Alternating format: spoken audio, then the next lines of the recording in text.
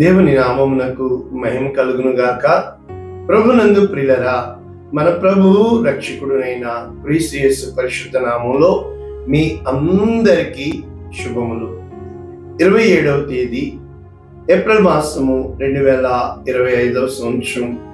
ఈరోజు దేవుడు నిన్ను ప్రేమించి నీకిస్తున్న అద్భుతమైన వాగ్దానం. ఆయన ప్రతి వాని ముఖము మీది బాష్ప బిందువులను తుడిచివేయును. ప్రభువైన యెహోవా ప్రతి వాని ముఖము మీది బాష్ప బిందువులను తుడిచివేయును. యెషయా గ్రంథము 25వ అధ్యాయము 8వ వచనం. పూర్తి వచనము ఈ విధంగా ఉంది: మరెన్నడూను ఉండకుండా మరణమును ఆయన మింగివేయును. ప్రభువైన యెహోవా ప్రతి వాని ముఖము మీది బాష్ప బిందువులను తుడిచివేయను. భూమి మీద నుండి తన జనుల నిందను తీసివేయను. ఇలాగున జరుగునని యెహోవా సెలవిచ్చున్నాడు. ఇక్కడ కొన్ని వాగ్దానాలు మనము చూడగలుగుతున్నాం. ఆ వాగ్దానాలు నేర్చుకునే ముందు ఇంగ్లీష్ లో ఏమని ఉంది? English standard version, Isaiah chapter 25 verses 8. He will swallow up death forever. అంటే మొట్టమొదట ఆయన మరణాన్ని మింగివేస్తాడు, బంధిస్తాడు, తీసివేస్తాడు. ఫరెవర్, నిత్యముగా. మొట్టమొదటిది ఇక్కడ వాగ్దానం. రెండవది, and the Lord God will wipe away tears from all faces. ప్రతి వాని ముఖము మీద నుండి ఆ యొక్క కన్నీటిని తుడిచివేస్తాడు. రెండవది. మూడు, and the reproach of his people he will take away from all the earth. ఏ నింద, ఏ అవమానము, ఏ దుఃఖము ఉందో వాటన్నింటినీ కూడా ఆయన దూరము చేస్తాడు. ఇక what the Lord God has spoken. దేవుడు ఈ విధముగా చెప్పి ఉన్నాడు. ఇది వాగ్దానం. కనుక ఈ వాగ్దానాలు మనము ఏ విధముగా నేర్చుకోవచ్చు? ప్రతిదీ కూడా మనం ఎలా చూస్తామంటే వ్యక్తిగతముగా, పర్సనల్ గా. అంటే నిజంగా నా కన్నీళ్లు తుడిచేస్తాడా అంటే అలా కాదు వాక్యము. ఇక్కడ వాగ్దానాలు ఏం చేయబడుతున్నాయంటే పాపము వలన వచ్చు జీతము మరణం. కనుక పాపమే చేయకపోతే మరణం లేదుగా. అంటే పాపమే చేయకుండా నీవు నేను లేవుగా. ఇవి పునరుద్ధాన పండుగ తర్వాత వాగ్దానాలు. కాబట్టి యేసు క్రీస్తు ప్రభుల వారు ఏ పాపము చేయలేదు. మరి ఆయన మరణము ఎలా మరణించాడు? ఆయన మీద నీ పాపము, నా పాపము మోపబడి ఉన్నది కనుక మన అందరి నిమిత్తము ఆయన పాపిగా చేయబడ్డాడు, కానీ పాపముగా మార్చబడలా. ఎప్పుడైతే ఆయన పాపము చేయలేదో అక్కడ తీర్పులు అన్నీ కూడా ఏమి జరిగినవి? ఈయన యందు మాకు ఏ దోషము కనబడటం లేదు, ఆయనలో దోషము లేదు, నా యందు పాపము ఉన్నదని మీలో ఎవడు స్థాపించగలడు? కనుక ఆయన ఏ పాపము చేయలేదు, ఆయన నోట ఏ కపటము లేదు, ఆయన ఎంత మాత్రము కూడా ఎటువంటి మరణమునకు తగిన కార్యము ఆయన చేసి ఉండలేదు. మరి ఆయన ఎందుకు మరణించాడు? ఒక మరణ శాసనము కొట్టివేయాలి అనగా ఆ యొక్క శాసనము రాసిన వాడు వెల చెల్లించాడు. ఆ వెల చెల్లిస్తే తప్ప ఆ మరణ శాసనము ఆయన ఎత్తివేయడానికి, కొట్టివేయడానికి అర్హత లేదు. కాబట్టి మన అందరి స్థానములో ఆయన ఆ యొక్క ముళ్ళును విరిచి, ఓ మరణమా నీ విజయం ఎక్కడ, ఓ మరణమా నువ్వు నిల్లెక్కడ. కనుక మన ప్రియమైన వారు ఇప్పుడు మనము చూస్తున్నప్పుడు పహల్గాం ప్రాంతంలో ఆ టెర్రరిస్ట్ అటాక్ లో 37 మంది టూరిస్టులని వారు వచ్చి చంపివేసినట్లు క్షణంలో వారు చంపబడడానికి కారణం ఏంటి? ఏమీ లేదు. అక్కడ వాళ్ళు ఒక టెర్రరిస్టులు, ఉగ్రవాదులు వచ్చారు, కుటుంబములుగా వారు టూరిస్టులుగా వెళ్ళారు ఆ యొక్క కాశ్మీర్ వ్యాలీ చూడడానికి, అంతే. అయితే సడన్ గా మరణము వారిని కబలించింది. ఇప్పుడు వాళ్ళకి తీర్పు తీర్చబడిందంటే కాదు. అక్కడ ఆ ప్లేస్ లో వాళ్ళు కాక ఎవ్వరు ఉన్నా, ఆ టెర్రరిస్టులు వారికి ఎవరు ఉన్నారు అన్నది ముఖ్యం కాదు, వారికి ఏమవుతారు అన్నది ముఖ్యం కాదు. వారు కొంతమందిని చంపేయడానికి వచ్చారు, చంపేశారు. అంటే మన జీవితంలో చాలా విషయాలు వ్యక్తిగతముగా మనము చూసుకుంటున్న వారమై ఉన్నాము. కానీ దేవుని లేఖన భాగాలు మనము చూసినప్పుడు ఈ యొక్క వ్యక్తిత్వానికి ఎప్పుడైతే మనము దేవుని అంటే వాక్యమును యాకోబుకు ఏ విధముగా తెలియచేశాడో ఆ విధముగా వాక్యము నీవు నేను గ్రహించగలిగితే, దేవుని చిత్తము మనము తెలుసుకోగలిగితే ఈ యొక్క జీవితములో పరమార్థము ఉంటుంది. దేవుడు ఎప్పుడూ కూడా అంధకారంలోంచే వెలుగును తీశాడు. ఎప్పుడూ కూడా కీడుగా కనబడుతుంది, కానీ దానిలోనే మేలు దాచి ఉంచుతాడు. కనుక మనము ఇక్కడ చూసినప్పుడు ముళ్ళును ముళ్ళుతోనే తీయాలి, ఆ యొక్క ఇనుము ఇనుముతోనే పదునవుతుంది, కంటికి కన్ను పంటికి పన్ను అన్న సిద్ధాంతం ఉన్నప్పటికీ నీవు మన్ను కనుక మన్నైపోతావు. బట్ ఎప్పుడు మన్నవుతావు అని చెప్పబడింది? ఆ పాపపు స్వభావము అతనిలో ప్రవేశించినప్పుడు. అయితే దేవుడు సిద్ధపరిచి ఉంచిన పరలోక మరి మహా గొప్ప మహిమ ఆ ఆదాము పోగొట్టుకుంటుంటే దేవుడు ఎలాగూ చూడగలుగుతాడు? కనుక ఆ యొక్క దిగజారిపోయిన మనస్తత్వము నుండి, ఆ యొక్క ఫాలెన్ నేచర్ నుంచి ఆదామును విడిపించుట దేవుని కృపా మహిమ ప్రణాళిక అయ్యున్నది. కనుక దేవుడు తన సొంత కుమారుని పంపించి ఆ పాప శరీరాకారములో ఆయన వచ్చి శరీరమునకు శిక్ష విధించి, అంటే శరీరమునకు అనగా శరీర కార్యాలు మనకి స్పష్టముగా ఉన్నవి. మొట్టమొదట ఏంటంటే దుఃఖముతోనే వస్తాము, దుఃఖముతోనే వెళ్ళిపోతాం. కనుక ఈ పాపం వలన వచ్చిన గొప్ప జీతం ఏదన్నా ఉంది అంటే అది మరణాన్ని పక్కన పెడితే దుఃఖం. ఎప్పుడు కూడా అవమానం, నిందలు, వేదనలు, అనుకున్న వారే దూరం అయిపోవుట, నమ్మిన వారే మోసము చేయుట, వీళ్ళు నాతో ఉంటారు అనుకున్న వాళ్ళే నిన్ను ఒంటరిగా విడిచిపెట్టుట, ఇవన్నీ కూడా పాపమునకు కలిగే ఆ యొక్క పర్యవసానాలు. కాబట్టి మనము ఎలా చూస్తాము అని అంటే, నేనేం తప్పు చేశాను, నేనేం పాపం చేశాను, నాకు ఎందుకు దేవుడు ఇంత శిక్ష విధించాడు? కనుక మన ప్రియులను పోగొట్టుకున్నప్పుడు, మనకు భరించలేనంత దుఃఖము కలిగినప్పుడు ఒక్క మాట ఇక్కడ చెప్పాలి అని అనిపిస్తుంది. యోసేపు కథ మనము చూసినప్పుడు ఆనాడు యోసేపు చనిపోయాడని వారు వస్త్రాలు తీసుకొచ్చారు. కారణం ఏంటంటే యోసేపు ఒక కల కని ఉన్నాడు. ఆ కలలో ఏమని చెప్పబడింది? అతను ఇంకా చిన్నపిల్లవాడు, 17 సంవత్సరాల నుంచి మనకి కథ ప్రారంభమవుతుంది. తాను ఏమి చెబుతున్నాడు? నా పన ఒకటి నిలబడి ఉంది, మిగిలిన 12, 11 కూడా నాకు సాష్టాంగ పడుతున్నట్లుగా, అదే విధముగా సూర్య చంద్ర నక్షత్రములు కూడా నాకు మొక్కుతున్నట్లుగా అనేటప్పటికీ నీ తల్లి తండ్రి మేము కూడా మొక్కుతామా అని చెప్పి పగపట్టినట్లు చూస్తున్నాం.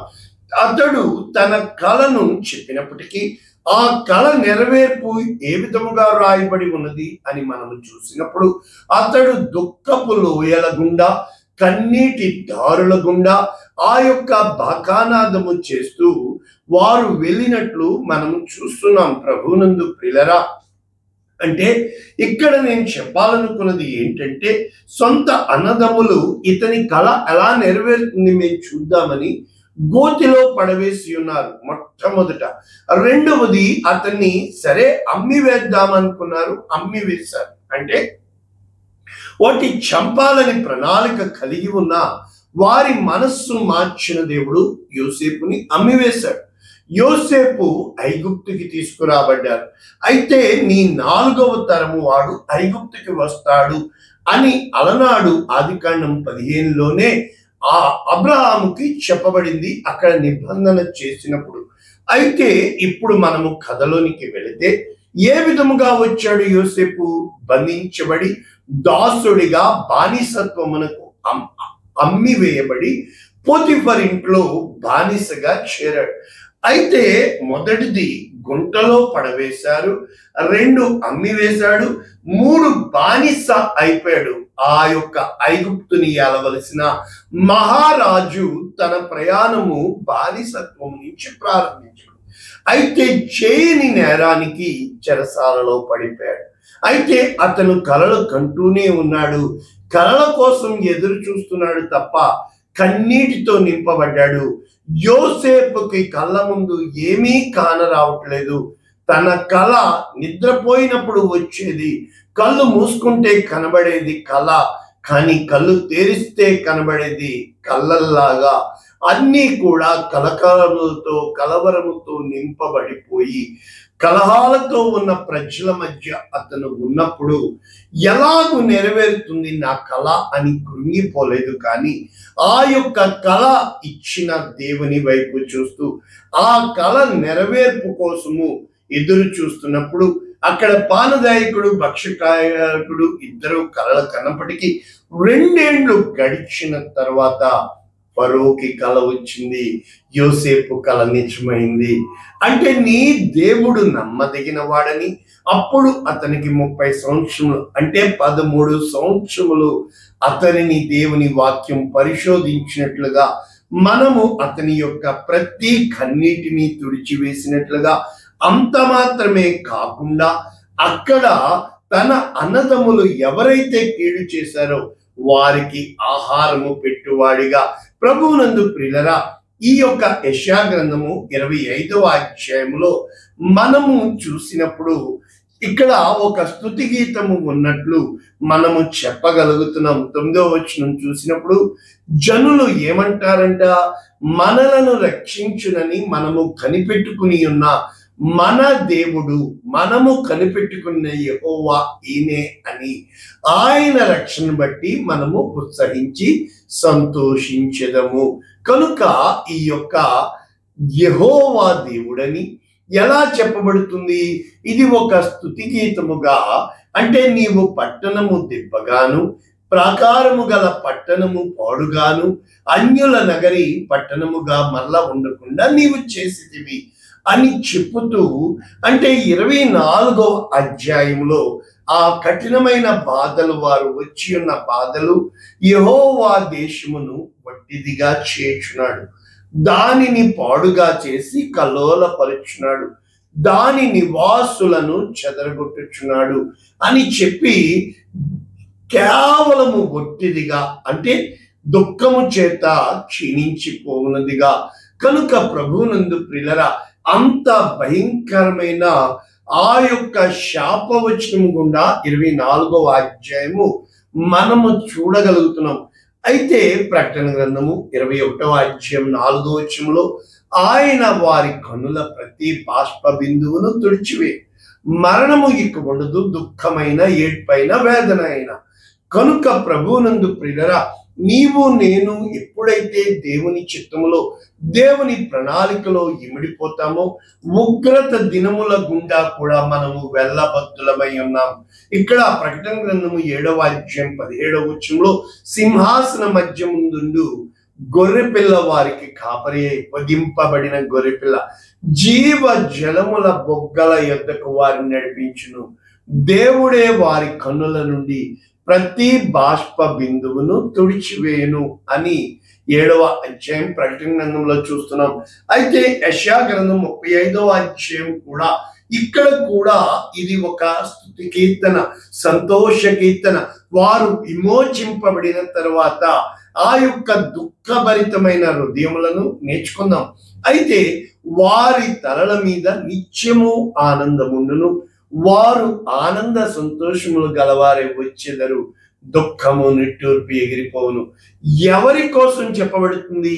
అరణ్యము ఎండిన భూమి సంతోషించును, అడవి ఉల్లసించి కస్తూరి పుష్పం వలె అది బహుగా పూయచు ఉల్లసించును, సంగీతం గానములు అక్కడ తిరిగి సంతోష గానములు ఉంటాయి అని చెబుతూ ఇక్కడ సువార్త చెప్పబడుతుంది. యెషయా 35:3 సడలిన చేతులను బలపరచుడి, తొట్టిల్లు మోకాళ్ళను దృఢపరచుడి, తత్తరిల్లు హృదయాలతో ఇట్లనుడి, భయపడక ధైర్యంగా ఉండుడి, ప్రతి దండన చేటకు ప్రతీకారము చేటకు ఆయన వచ్చి తానే ఏ విధముగా రక్షిస్తాడు?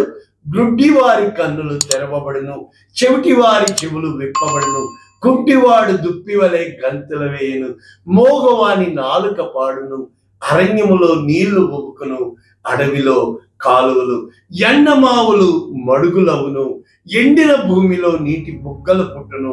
కాబట్టి ఈ విధముగా దేవుడు నీ జీవితము నా జీవితము చేయాలని ముగించుకుంటే యెషయా గ్రంథం 61:1, ప్రభువు యెహోవా ఆత్మ నా మీదికి వచ్చినది. ఎందుకు దేవుడు ఈ మార్గం గుండా సేవకుని నడిపిస్తాడంటే కమిషన్. నిన్న నేర్చుకున్నాం కదా, దీనులకు సువర్తమానం ప్రకటించుటకు దేవుడు నిన్ను అభిషేకిస్తాడు. ఏ విధంగా? నలిగిన హృదయము గల వారిని దృఢపరచుటకు, చెరలోనున్న వారికి విడుదల, బంధించబడిన వారికి విముక్తి ప్రకటించుటకు అని చెప్పుతూ, ప్రభునందు ప్రియులారా, దేవుని యొక్క వాక్యము నీకు నాకు కూడా ఎంత స్పష్టముగా దేవుని యొక్క వాక్యం మాట్లాడుతుంది అని అంటే, ఇక్కడ సియోనులో దుఃఖించు వారికి ఉల్లాస వస్త్రములు ధరింపచేయుటకు, బూడిదకు ప్రతిగా పూదండ, దుఃఖమునకు ప్రతిగా ఆనంద తైలము, భారభరితమైన ఆత్మకు ప్రతిగా స్తుతి వస్త్రము. కాబట్టి మనము ఆ విధముగా ఎప్పుడైతే చాలా కాలం నుండి పాడుగా ఉన్న స్థలములను మనము తిరిగి కట్టాలని, పాడైపోయిన స్థలములను కట్టాలని, పాడైన పట్టణములు నూతనముగా నియమింపబడాలని, శిథిలమైపోయి ఉన్న పురములను బాగు చేయాలని దేవుని గొప్ప ప్రణాళిక. కనుక ఇటువంటి గొప్ప వాక్యము ఎప్పుడైతే నీవు నేను అవమానమునకు ప్రతిగా రెట్టింపు ఘనత పొందేవారముగా, నిందకు ప్రతిగా మనము అనుభవించిన స్వాస్యము యొక్క కర్తలముగా అవడానికి, దేశములో గొప్ప కార్యాలు చేయడానికి దేవుడు న్యాయాధిపతి అని, ఆయనను వెతుకు వారికి, ఆయనను వెంబడించు వారికి, ఆయన కొరకు కనిపెట్టుకుని ఉండు వారికి ఎటువంటి అవమానము వారు ఆయన తట్టు చూడగా వారి ముఖములెన్నడూ లజ్జింపకపోవును అన్న విధముగా దేవుని గొప్ప వాగ్దానాలు మన జీవితాలలో నెరవేరును గాక. ఆమేన్. ప్రార్థన చేద్దాం.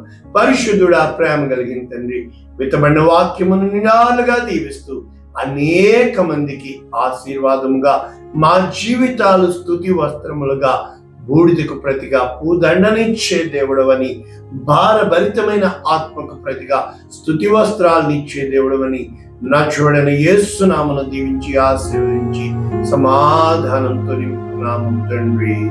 ఆమేన్. God bless you all. దేవుడు మిమ్మల్ని దీవించును గాక. ఆమేన్.